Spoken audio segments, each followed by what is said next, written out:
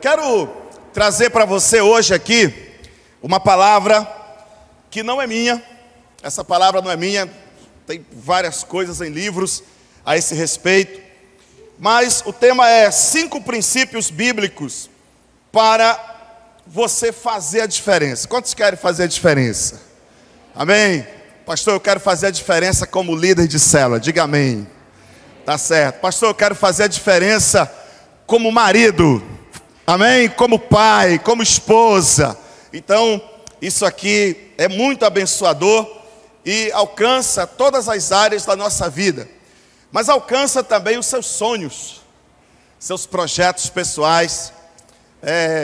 Eu amei muito a palavra do pastor Eloy sobre o chamado, né? Às vezes a gente precisa ouvir: ei, tu tá aqui porque Deus, né, te chamou, tu não está envolvido em coisa pequena não, o negócio que tu tá é grande demais.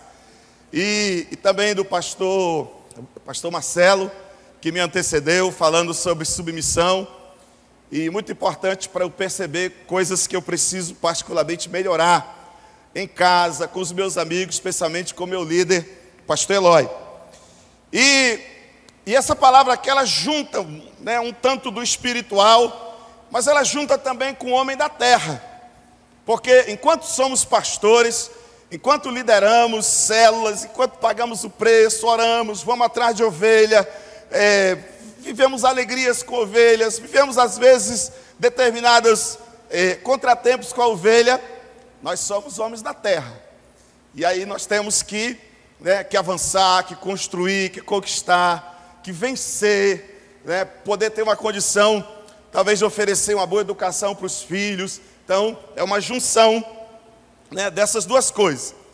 E tudo que nós vamos falar aqui, talvez até você diga assim: eu já sei disso aí, eu já vi isso, eu já ouvi, esse texto aí, eu sei, como diz o caboclo maranhense, de cós salteado, né? Eu já sei. Mas vamos lá. Então, o Salmo 119, versículo 105, na linguagem de hoje, vai poder projetar o slide? Diz assim: a tua palavra é lâmpada para guiar os meus passos. E diz também: é luz que ilumina o meu caminho. Então, nós vamos falar de princípios da palavra de Deus. Não é uma fórmula mágica que o guru inventou, não é algo que, é o momento, não. Princípios que estão na palavra de Deus. Quando a gente fala de fazer a diferença, ser bem sucedido, isso envolve muitas coisas. Quando alguém fala assim: vai pregar sobre vida bem sucedida, vai falar sobre finanças. Mas vida bem sucedida não é só dinheiro, você concorda? Não é só dinheiro. Eu já disse aqui, já disse em vários lugares onde eu fui, que uma vida boa, uma vida bem sucedida, ela é como uma tangerina, aquela tangerina descascada, que você tem ali vários gomos, não é verdade? Você tem vários gomos. Então, o que adianta ter dinheiro e não ter saúde? Então, dá para dizer que é uma vida bem sucedida? De que adianta ser muito trabalhador, ter muita saúde, ser muito esforçado, um amigo meu disse assim: estou fazendo 10 quilômetros todo dia. Eu até fiquei mais magro, só de ouvi-lo falar, né? Então, do que adianta, né, tudo isso, eu estou legal, estou bem, mas está perdendo a família, está perdendo os filhos, está indo embora tudo ali. Então, nós temos que chegar ao final de forma completa, né? Então, isso poderia se dizer, serve como parâmetro para uma vida bem-sucedida. Então, quando fala de bem-sucedido, está envolvendo muitas coisas, e esses princípios abordam isso. Não só a questão da fé, de você olhar para o desafio e você encarar esse desafio, seja no campo familiar, no campo do empreendedorismo, mas, né, também, né, na questão financeira, a própria questão financeira. Um dia eu estava numa palestra, eu ouvi eu não sei se dá para chamar de metáfora, mas eu ouvi uma comparação, dizendo que quando nós somos crianças, nós somos pequenos, somos crianças, nós olhamos para as possibilidades, né? Hoje eu tenho um filho de 9 anos, e tem dia que ele diz: eu quero ser médico. eu posso ser médico. Aí daqui a pouco ele, não, eu quero ser bombeiro. Aí diz, não, eu quero ser policial, eu quero ser um policial, papai. Eu quero ser policial. Aí daqui uns dias ele não quer nem saber de ser médico. Sangue, Deus me livre. Então, nós acreditamos que nós podemos conquistar, especialmente adolescente, quando está naquela fase assim, o homem, a moça, uau, eu posso, eu sou forte, papai é careta. Então a gente acha que dá para sair de casa, vencer na vida. A gente acha que dá para ir embora, eu vou me embora e eu vou vencer. Então a gente vê tudo possível. Mas aí, o tempo passa, como diz vocês não vão lembrar disso, né? Se você tiver menos de 40 anos, você não vai lembrar disso. Aquela musiquinha da poupança Bamerindos, o tempo passa, o tempo voa. E aí chega a realidade, e o que a gente faz? Quando criança, os sonhos são grandes. Agora nós crescemos, a gente diminui os sonhos, para torná-los mais possíveis, razoavelmente. A gente chama isso de maturidade, outros chamam de falta de fé, eu não sei como que você chama. Mas o fato é que, enquanto estivermos aqui na terra, nós precisamos ter a visão de crescer, de avançar, de mudar realidades, que essa é a vontade de Deus, para as nossas vidas. Tiago capítulo 1, versículo 5 diz, se alguém tem falta de sabedoria, peça a Deus, que a todos dá livremente de boa vontade, e lhe será concedida. Então, nós acabamos descobrindo, uau, tudo isso que eu preciso está no Senhor, e o que eu vou falar para você aqui, é conhecimento bíblico, são princípios bíblicos, que se você quiser vencer, se você quiser conquistar, seja no campo do empreendedorismo, seja no campo familiar, seja no campo como líder de célula, onde você estiver, você pode aplicar isso aqui na sua vida. Tem um livro que eu tive conhecimento há eu não sei quanto tempo atrás, mas fala sobre os judeus, o título do livro, até recomendo a leitura, é exatamente os judeus que construíram o Brasil. A gente, quando lê aquele livro, a gente começa a perceber e a identificar vários personagens da política no Brasil, gente da área de cultura, da ciência, que eram todos descendentes de judeus, gente que pratica muito isso daqui, esses princípios. Aí me chamou a atenção naquela época que eu li sobre isso, e eu fui mais atrás, acabei descobrindo que boa parte dos prêmios Nobel da Paz são judeus que ganham, a grande maioria são judeus que ganham. Os donos de bancos no mundo, boa parte são judeus que ganham. Então, isso é muito interessante. Eu acho que há 2 semanas teve aqui um homem muito importante da China, que representa o comércio da China no Brasil. Eu não sei pronunciar o Ning, que é o nome dele, mas eu estava conversando com outro amigo, que se encontrou com ele falando da visão da China, a visão de comércio, da China. Alguém olha e diz, os chineses estão em todo lugar, o que é isso? Não tem nada por acaso, é tudo pensado. E ele fala, onde tem um chinês? No mundo todo, o governo cria um fundo econômico para ajudar esse chinês, para ele montar o seu negócio. E aí ele vai trabalhar e pagar o empréstimo. E quando ele estiver grande, que ele já pagou tudo, aí ele vai continuar comprando da China, para que China continue crescendo e daqui a 20 anos se torne a maior potência desse mundo, superando os Estados Unidos, Rússia, o que for, por aí. Então, veja que há uma estratégia, há uma ideia, há um plano, nada acontece por acaso, não é à toa. E os judeus, eles, com essa coisa da nacionalidade, não importa se o judeu está no Brasil, está na Holanda, ele é um judeu. Ele é um judeu. Ele continua seguindo as regras, especialmente as regras espirituais, do que ele crê lá para o seu país, continua contribuindo para o seu país, continua somando para o seu país. E por que não aprender? Eu não diria copiar, mas por que não aprender também com essa nação e com tantos homens que tem por aí que praticam esses princípios. Então, 5 princípios para você fazer a diferença ou você ser bem-sucedido. O primeiro princípio que leva uma pessoa a uma vida de vitória. Isso quando fala, quando fala vida de vitória, está falando de liderança também. Você quiser ter sucesso na liderança da sua célula, você quiser ter sucesso no casamento, no empreendedorismo, como empregado, esse princípio está lá. O primeiro princípio é o princípio da excelência. Fazer as coisas com excelência é uma decisão que gera grandes resultados. Provérbios capítulo 22, versículo 29, diz assim: você conhece alguém que faz bem o seu trabalho?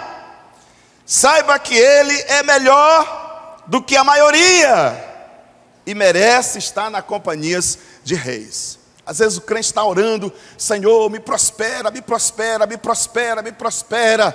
Mas o churrasquinho dele só tem gordura. Aí como que a prosperidade vai fluir? Às vezes ele está orando: Senhor, prospera a minha oficina, me ajuda com clientes, eu sou dizimista, eu sou ofertante da tua casa, eu lidero célula, eu pago o preço. Mas todo mundo que leva o carro na oficina dele lá, sai engatilhado, serviço mal feito. Então não dá para crescer, né? Não dá para que a bênção de Deus alcance uma pessoa, por mais fé que ela tenha, e por mais semeadura que ela faz, ela mesmo vai lançar fora a bênção de Deus, não sendo excelente naquilo que faz. Então um trabalho bem feito gera, como se diz, gera elogios e gera aprovação de Deus. Porque você acha a base bíblica, né, para crer que Deus ama as coisas organizadas, Deus ama as coisas planejadas. Isso se vê na célula, isso se vê, às vezes aquele líder de célula: oh meu Deus, hoje é quinta-feira, dia de célula, meu Jesus amado. Aí dispara o WhatsApp convidando todo mundo para a célula e espera o milagre, que todo mundo vai aparecer por causa daquela atitude. E aí vai liderando de forma meia boca, e aí não tem resultado. Por que Deus não está abençoando? Eu fico olhando, lá no meu bairro, eu moro ali no condomínio do Terra Nova. Um dia desse, irmãos, a área lá não estava vermelha, estava roxa, por causa de tanto buraco. Quando você lembrar de orar, ore pelo bairro Terra Nova, meu Jesus.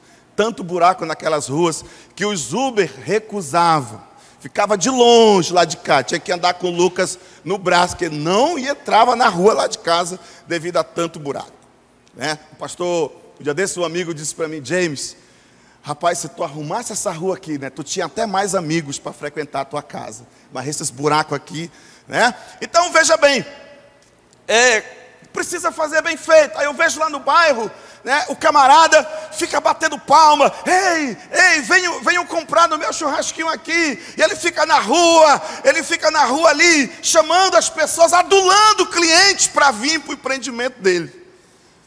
Aí eu dou uma volta lá pelo Tarumã, o lugar de coisa cara, e faz fila. Por quê? Porque é bom, é excelente. Então muitas vezes, querida, a falta de cliente não é obra do diabo, não. É falta de excelência no serviço.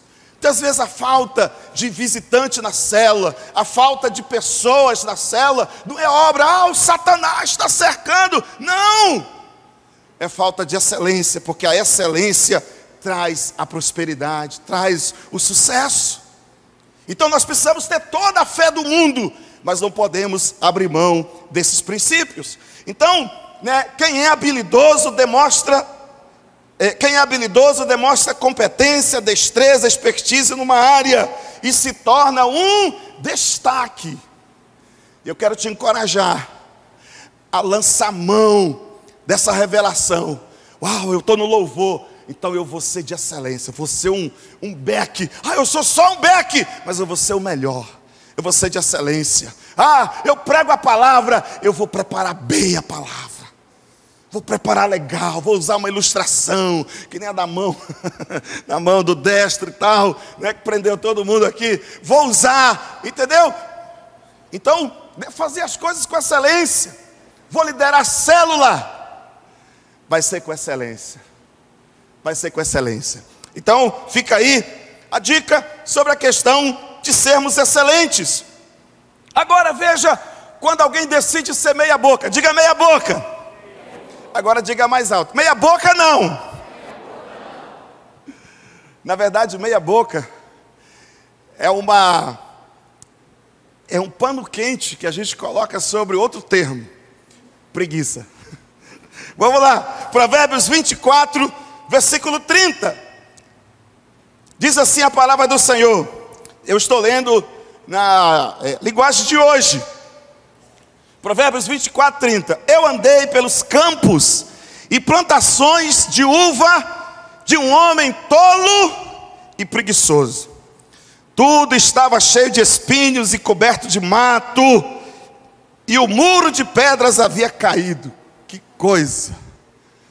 Que coisa! Já viu aquele quintal cheio de mato? Hã? Pois é, está aqui. Aí é como diz o escritor, diz assim: olhei para aquilo, pensei bem e aprendi a seguinte lição: durma um pouco mais, cruze os braços e descanse mais um pouco. Mas enquanto você estiver dormindo, a pobreza o atacará como um ladrão da noite. Essa que é a verdade. Aí rouba, alguma coisa roubou a alegria da célula, alguma coisa está roubando o meu lucro, alguma coisa está roubando a minha prosperidade. Ultimamente a culpa de todo o mal era do seu Satanás, lembra? É o diabo. Agora é da dona pandemia. Pandemia virou a desculpa para não voltar à célula, virou a desculpa para não vir para o culto. Estou com medo, né? Eu não quero ignorar os seus medos, mas cuidado para não entrar no extremo. Né? Tem medo de vir para o culto, mas vai para o balneário. Né? Tem medo de vir para o culto, mas vai para São Paulo, para Fortaleza. Tem medo de vir para o culto, mas vai lá para Iranduba fazer um bate-volta. Entendeu? Então, é porque às vezes é assim, né? Quando a gente não tem nada, bora ali comer uma tapioca. Aí escolhe o lugar mais longe, lá em Novairão, para ir comer uma tapioca, só pelo gosto da viagem. Está certo, mas não esqueça que quem dorme muito, né, acaba perdendo a bênção de Deus, acaba perdendo as coisas que Deus tem. E isso vale para a vida toda, vale para o pai, vale para o filho, vale para tudo. Eu tenho umas férias programadas, aí eu contei lá em casa para o meu filho. Aí todo dia agora, ele diz: papai, quantos dias falta? Né, quantos dias falta para as suas férias? Né, para a gente, né, dar uma volta. Hoje eu queria lavar a moto, né, para todo mundo ver a minha moto bonitona, né, limpa.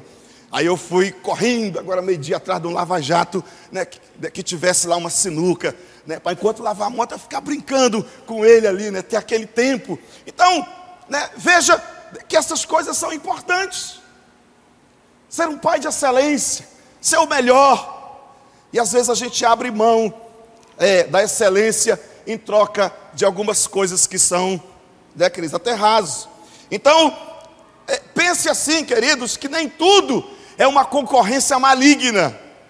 Boa parte dos resultados que temos, dos poucos resultados que temos, é falta de excelência naquilo que estamos fazendo. Seja como empregado, seja como empreendedor, seja como pastor, seja como líder de célula, seja como pai, como mãe, seja como for. Então, o segundo princípio para uma vida bem-sucedida, para uma vida próspera, uma vida abençoada, queridos, é o princípio da reputação. Diga reputação. Reputação, parece uma palavra feia, mas o sentido é bom. Reputação. Reputação não é o que eu digo de mim, é o que os outros dizem. Porém, na falta de revelação, muita gente, eu já encontrei uns 2 ou 3 nessa vida, vou tirar muita gente, eu já encontrei uns 2 ou 3 nessa vida, que diz assim: eu não estou nem aí para o que falam de mim, eu não sou cuidado com o seu score. Cuidado com o seu score. Cuide da sua reputação.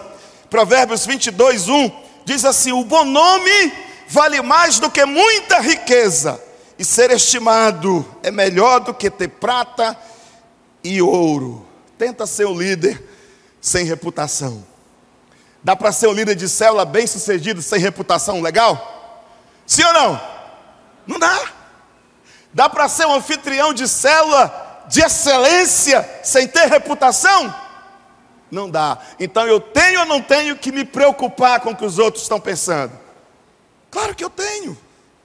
Claro que eu tenho que me preocupar, que eu tenho que pensar, eu tenho que vigiar a questão da aparência do mal. Eu preciso vigiar. Mesmo que não seja, mas se estiver parecendo, é bom ter cuidado. Diga para a pessoa do seu lado, assim: você não é qualquer um. Agora diga de novo assim: tem gente de olho em você. Você não é qualquer um. Tem gente de olho em você. Olha, Marcos 5:37. Seja, porém, o vosso falar sim, sim, não, não. Porque o que passa disso é procedência maligna. Tem gente que chama de imprevisto chegar atrasado. A Bíblia chama de procedência maligna. Não, mas é o ônibus. Então sai mais cedo. Você sabe quando é que vira a procedência maligna? Isso não está na Bíblia, isso é o James pensando. É quando o camarada não tem a dignidade de pelo menos avisar. Entendeu? Pelo menos avisar. Então, querido, você quer manter a reputação? Começa por esse básico. Chega no horário. Chega no horário. Pastor, como é que eu faço para manter a reputação? Para recuperar a reputação, para ser bem visto? Primeira coisa. Primeiro passo. Começa a chegar no horário. Cumpra os compromissos, o prazo que você mesmo estabeleceu. Às vezes o cobrador, pastor Marcelo, ele é tão gente boa, diga gente boa, que ele é tão gente boa, que ele diz assim: quando você pode me pagar? Aí o crente vai lá e diz: não, sexta-feira. Aí o prazo que ele mesmo deu, olha como é sério, às vezes é o prazo do outro, né? Mas é o prazo que ele mesmo deu. Quando é o prazo do outro, ainda tem aquela: poxa, bem que eu falei, rapaz, bem que eu te falei, dia 15 não é legal, é melhor dia 17, porque passa 2 dias, aí se aconteceu imprevisto, foi tu que marcou dia 15 aí. Mas às vezes é o próprio prazo da pessoa e ela mesma extrapola aquilo ali. Sabe, queridos, nós precisamos recuperar isso, ou manter, ou acrescentar isso à nossa vida, de honrar com a palavra. A Bíblia diz, o Senhor Jesus disse, e eu acho que você vai concordar comigo: o nome de Deus é blasfemado por causa de muitos que não cuidam disso aqui. Não cuida disso aqui, né? Saiu um vídeo no portal CM7 aí, o Dó Menor 7, né? E tinha lá um caso de adultério que envolvia um pastor, tinha um vídeo. Aí eu vi lá embaixo a galerinha, pastor, xingando, passava aqui. Até parei de ler os comentários, que eu não aguentei mais. Meu Deus do céu.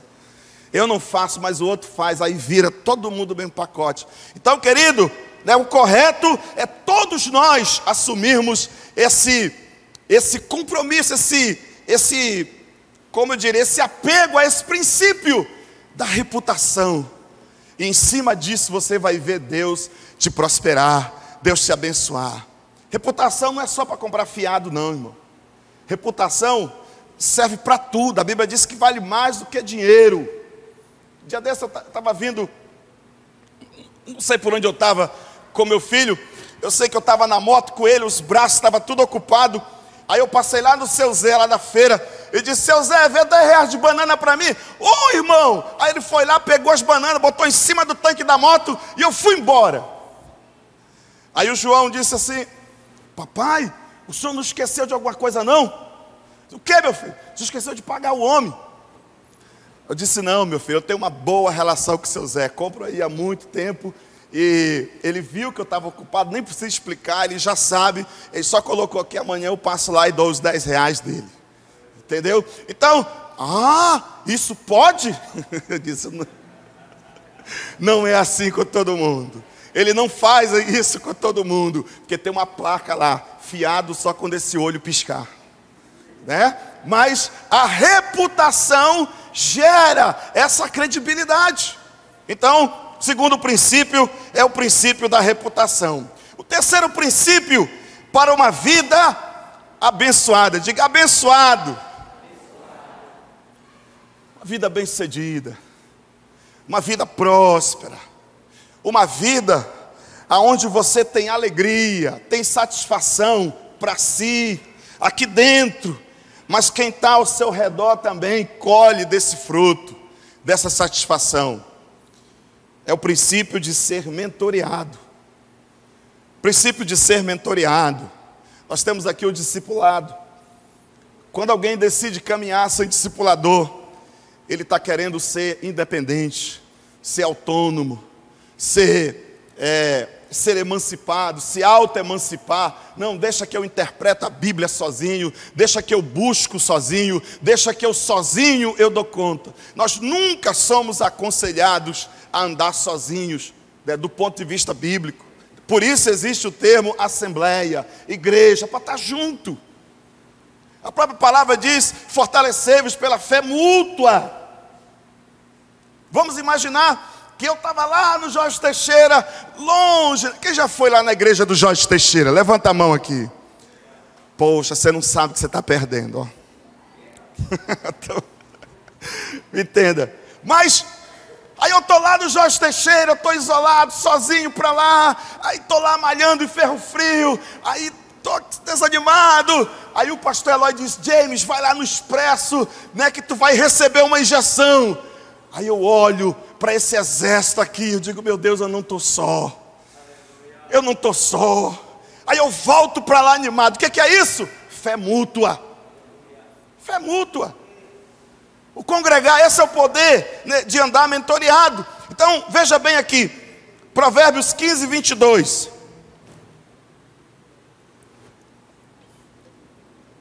Provérbios 15, 22 diz assim: os planos fracassam por falta de conselho, mas são bem-sucedidos quando há muitos conselheiros.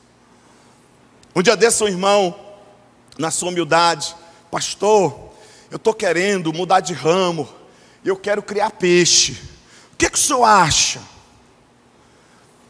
Eu digo, olha, eu gosto muito de peixe, mas esse conselho você vai pedir para quem cria peixe, porque eu crio ovelha. Eu não entendo nada de peixe. Entendeu? Veja que há uma diferença entre conselho e opinião.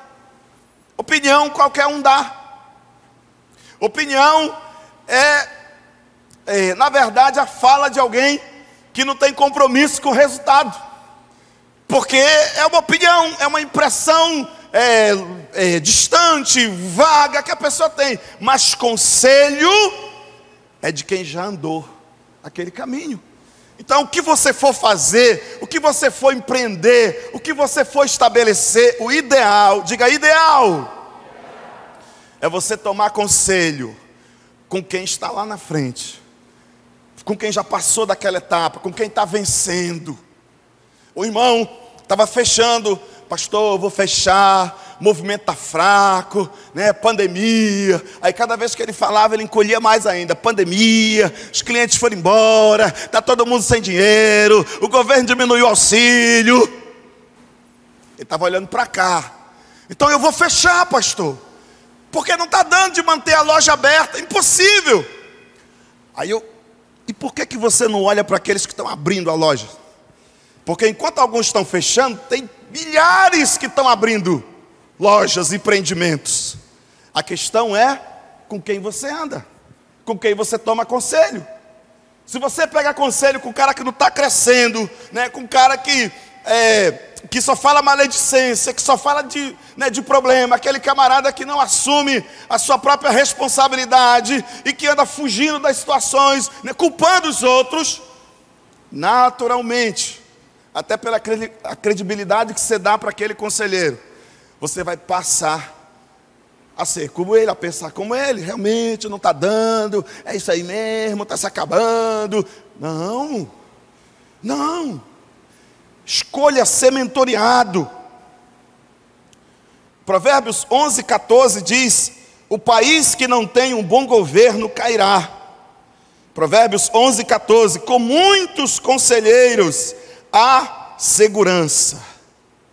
Provérbios 24:6, quem sai à guerra precisa de orientação, e com muitos conselheiros se obtém a vitória.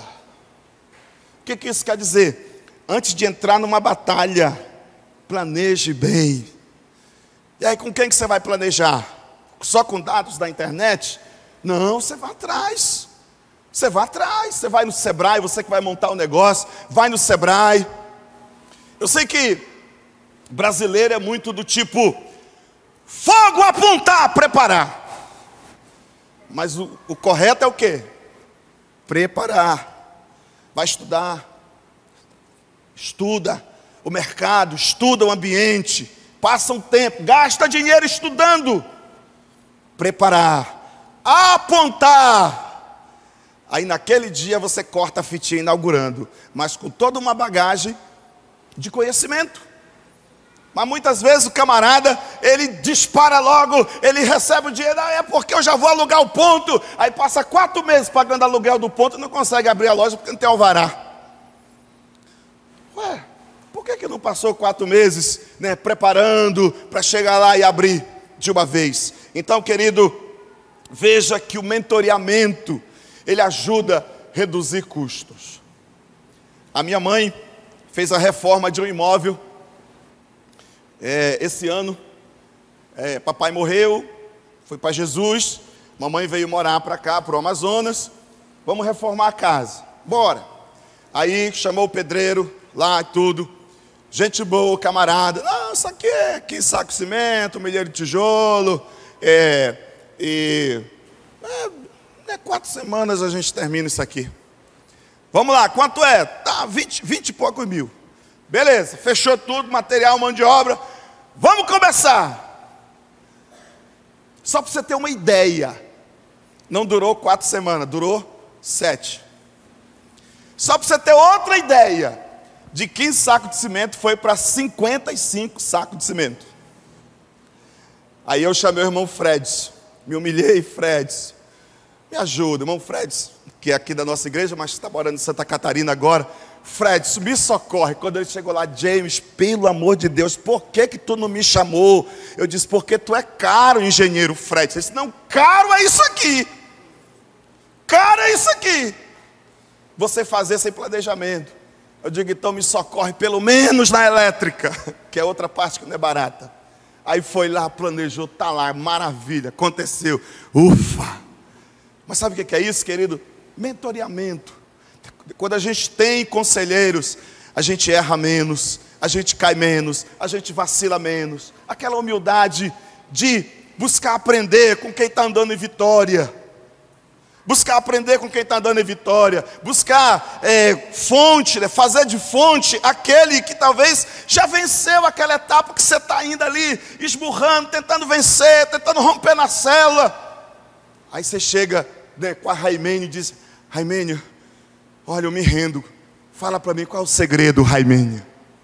Qual o segredo, pastor Helder, para ter uma igreja poderosa que nem a Cidade Nova, abençoada? Qual o segredo? Como é que faz? O mentoreamento faz toda a diferença para quem está buscando uma vida bem-sucedida. 4º princípio. O princípio da correção.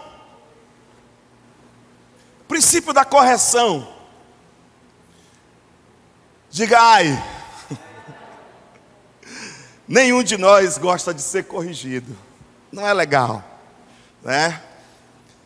Mas Provérbios capítulo 13, versículo 18 diz assim: quem despreza a disciplina cai na pobreza e na vergonha. Você quer ter falta de resultados? Despreze a correção. Você quer ser pobre de resultados na vida? Você quer ser infrutífero? Você quer a receita para uma vida infrutífera? Despreza a correção. O pastor Marcelo estava falando sobre a bênção da liderança. A bênção de você ter alguém que você reconhece como resposta de Deus para a sua própria vida.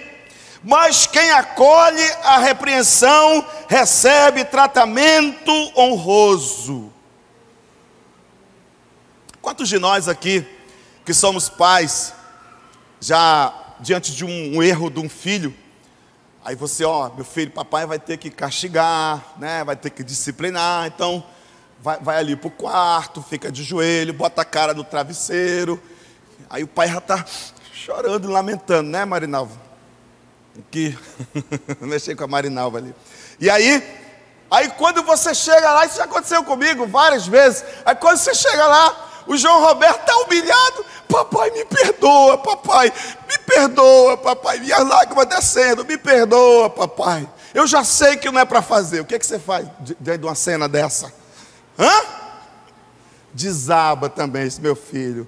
Papai te perdoa. Você promete? Prometo. Tá bom, tá zerado o placar. Vamos comer que cão, que maravilha. Meu filho foi achado, voltou. É igual o pai do filho pródigo. É isso que acontece. Veja que esse é o resultado de quem acolhe a repreensão.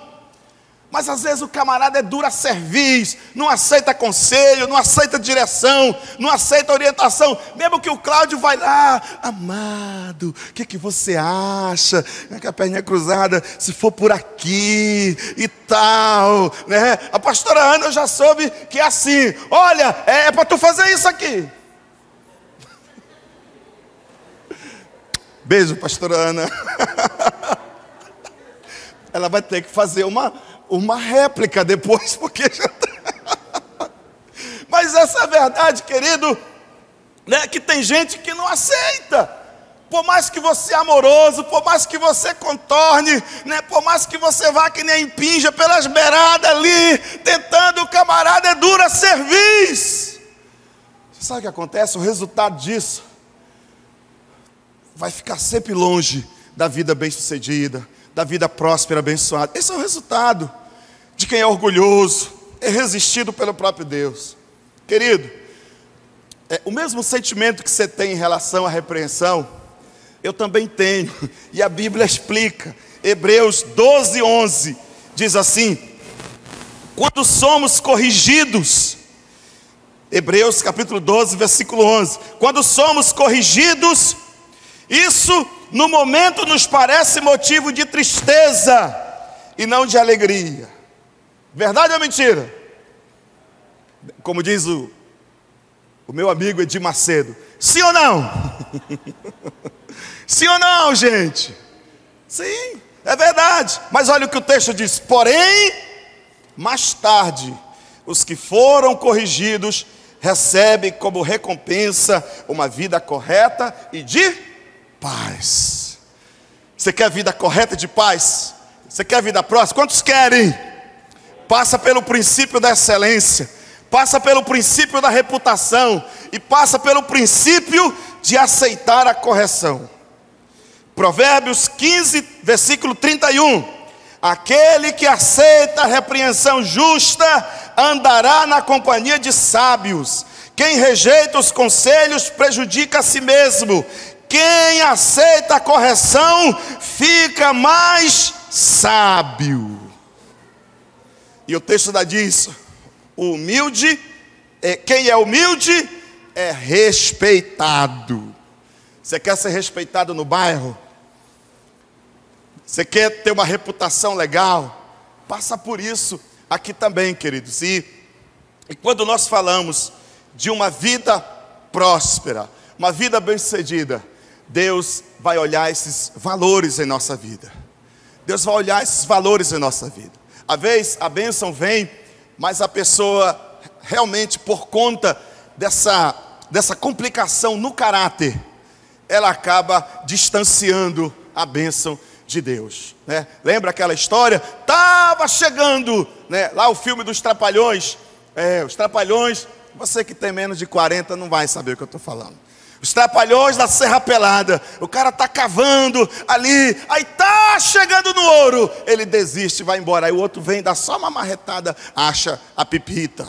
Então muitas vezes a bênção de Deus está brotando, está brotando, está brotando, mas esse tipo de comportamento bota para longe. Aí agora é mais 3 anos, mais 40 anos de deserto. Aí depois eu nasci para sofrer. Não, você não nasceu para sofrer. O céu está contra mim, o céu não está contra você. Parece que o demônio, ele está maior para mim do que para o pastor Joaquim. Não está maior, ele nem está aí. Porque você está cheio do Espírito Santo. Mas isso aqui não é responsabilidade de Deus. É nossa responsabilidade, nós temos que assumir isso aqui. Então, aceitar a correção. O quinto princípio e o último para finalizar, para quem quer ter uma vida bem-sucedida, é o princípio da justiça. Diga justiça. Ser justo, ser correto. Esses dias, há umas 3 semanas, eu conheci, através de um amigo, conheci um rabino. E eu não sei porque no meio da conversa ele descobriu que eu era pastor. Ele fez questão de mostrar a carteira de rabino dele, lá de Israel. Me fez ir lá, o apartamento. Eu disse, mas não precisa. Não, mas eu quero te mostrar. Ainda disse assim, tu sabe quantos anos se estuda para ser rabino? Eu digo, não, 4. Na humildade, né, teologia. 4, não, 20. Eu digo, não vou nem dizer o que eu estudei com esse homem. E aí, ele, ele não acredita em Jesus Cristo, Messias, nem nasceu, não acredita em Satanás, inferno, não acredita em nada disso. Mas a conversa foi boa, e eu aproveitei para perguntar para ele, como que o judeu ganha dinheiro? Aí ele citou isso aqui, o judeu é justo. O judeu é justo, se ele confiar em você, ele promove você, ele ajuda você, ele faz você levantar, mas nada é dado, tudo é emprestado, você tem que devolver. Você tem que devolver. E se você não devolver, ele te toma até a tua alma, porque ele odeia a injustiça. Fiquei até assim, com medo de pedir alguma coisa para ele, emprestado, né? Então, mas a grande questão, querido, está em Provérbios 11:1. Capítulo 11, versículo 1, que diz que o Senhor repudia balanças desonestas. Deus repudia isso.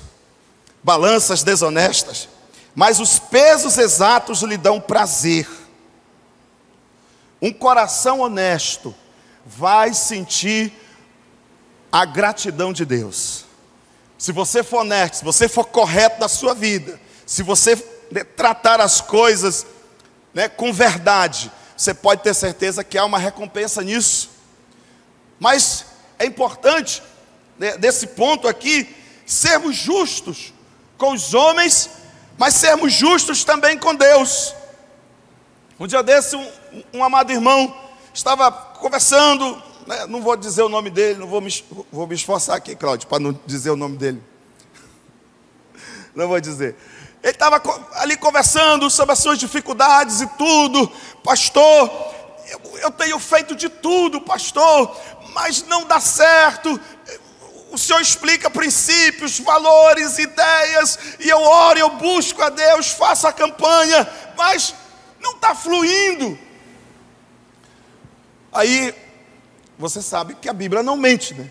Eu perguntei, você é dizimista? Só está faltando isso, pastor. Você é dizimista? Pois é, pastor, só está faltando isso. Então, querido, deixa eu te falar uma coisa. Nós temos que ser corretos com Deus, com os homens. Sermos corretos em tudo. Nossa igreja, essa igreja, entende? É uma igreja que ensina e que crê na obediência da palavra, na prática de dízimos e de ofertas. Você sabe qual é a igreja que não crê nesses ensinos? Testemunho de Jeová, acho que é adventista, várias igrejas não creem, mas nós cremos. Então toda vez que alguém eu não concordo, deixa eu te falar bem a verdade, com toda a liberdade que eu acho que eu não tenho, e com a moral que eu acho que eu tenho. Avalie. Entendeu? Avalie. Se todo mundo está errado e só você está certo. Essa é uma questão, né, a ser considerada, porque nós entendemos dízimo como algo de Deus, né, querido? Algo a ser abençoador. E todo lugar que você for da Paz Church vai estar ensinando sobre a bênção de dízimos, né, queridos? E de ofertas. Um dia eu estava confrontando, assim, como diz o pastor, com muito amor e carinho, um líder de célula, que ele disse, eu não concordo com o dízimo. Eu disse, como que você está liderando uma célula, pastoreando um povo, e você não anda nos valores bíblicos, e especialmente daquilo que da sua igreja crê, a sua liderança crê? Então a pessoa acaba escolhendo ficar numa posição contrária. Isso não é legal. Isso não é legal. Isso não é legal. Então, queridos, dízimo é mordomia. Nós entendemos que tudo que temos por causa do Senhor, tudo que somos é por causa do Senhor. E deixa eu te dar um entendimento aqui sobre essa questão de ser correto nas coisas, de ser justo. Às vezes alguém olha, né, para o princípio de dízimos como, porque dízimo é obrigado. Deixa eu te dar uma outra versão, uma outra ideia sobre essa questão da prática de ser um dizimista. Qual é a ideia? Quando Deus estabeleceu o dízimo, né, qual era a ideia de Deus? Primeiro, era o sustento, né, da tribo específica, do caso a tribo de Levi, que não tinha terra, não tinha propriedade. Então, por isso veio para a lei, era o sustento da tribo. Então, Deus estabeleceu o dízimo para isso, mas também, junto com essa proposta, Deus estabeleceu através do dízimo uma disciplina. Qual é a disciplina? Ponto. Vou abrir um parêntese. Qual o sentido da Santa Ceia? É um símbolo, né? O pão, o sangue. Quando você toma o vinho, quando você come o pão, você toma em memória. E quantos amam a Santa Ceia aqui? É o momento da ceia. Muito especial. Quantos estavam assim, meio desviados, e por causa da Santa Ceia, daquele momento casto, aquele momento de quebrantamento, você saiu daqui mais perto do céu? Só eu que estava desviado no culto? Aí depois da ceia, uau, você sai renovado, porque essa é a proposta. Essa é a proposta, você renova a sua fé. Então, querido, nós podemos entender o dízimo nessa mesma proposta pedagógica. Toda vez que você tem a disciplina de separar o dízimo, você está assinalando a quem você serve. Quem é o seu Deus? Eu não creio que dízimo traz prosperidade, então pratica pelo outro lado. Toda vez que você vem ao culto, que você traz o seu dízimo ao altar, que você entrega, você está assinalando: Senhor, eu me submeto a Ti. Sabe, queridos, Deus nunca vai pedir de nós aquilo que Ele mesmo não tenha nos dado. Entenda isso. Quando Deus falou com Abraão sobre o sacrifício no monte, quantos filhos Abraão tinha naquela época? 1 ou 2? E qual foi o filho que Deus pediu? O Isaac. Por que Deus pediu Isaac? Porque era o filho que Ele tinha dado. Era o filho que Ele tinha dado. Então Deus nunca vai pedir, Deus nunca vai ministrar algo no seu coração, né, que Ele mesmo já não tenha colocado em suas mãos. É igual quando você vai passando ali na bola do Coroado, um pouco antes, na Avenida das Torres, tem aquele monte de venezuelano lá que fica pedindo, ou que você vai num banco, aí tem uma senhorinha lá, tem um senhorzinho pedindo dinheiro. Eu particularmente não consigo passar por uma pessoa necessitada e não contribuir, porque digamos, é a oportunidade, né, da parábola do bom samaritano. É o próximo está diante de mim. Então como que eu nego? Como que eu nego? Não devo negar, até porque se eu não tiver nada, eu não vou sentir nada. Mas se eu tiver e não contribuir, meu Deus. Então, queridos, nós somos chamados à justiça, a repartir, a dividir. Entende? O que é justo? Justo é dar a cada um a sua parte. Existe, né, o próprio Senhor Jesus disse: dai a César o que é de César e a Deus o que é de Deus. Então, saiba que na nossa vida, no nosso contexto financeiro, tem uma parte que é do César. Você que está pedindo prosperidade, quando o teu salário passar de R$ 1.900, né, vai ter um negócio chamado leão. Aquela matériazinha do jornal que diz o leão, o imposto de renda, ela vai chegar na tua vida. Pastor, não chegou ainda. É porque o seu salário ainda está baixo. Mas o César vai cobrar a parte dele. Está ali o irmão Helder, pastor Helder, que é contador, né? O César vai cobrar a parte dele. E não há como fugir da parte do César. E por que às vezes é tão fácil negociar com Deus e fugir da parte de Deus e dizer assim: não, Deus entende. Deus entende. Sabe, queridos, né, o princípio da justiça é um princípio tão importante quanto os demais, que vai nos levar a uma vida bem-sucedida. Entende? Nós podemos repartir. A Bíblia diz que a alma generosa prospera. Amém, queridos? Poder repartir. Até para aquele que não trabalha, a Bíblia diz: aquele que não trabalha, trabalhe para ter renda. Qual é a proposta de ter renda? O seu próprio sustento e transbordar na vida do próximo. Essa é a proposta de Deus. A proposta de Deus de nós prosperarmos, de nós avançarmos, é nós termos para nós e para os que estão próximos de nós.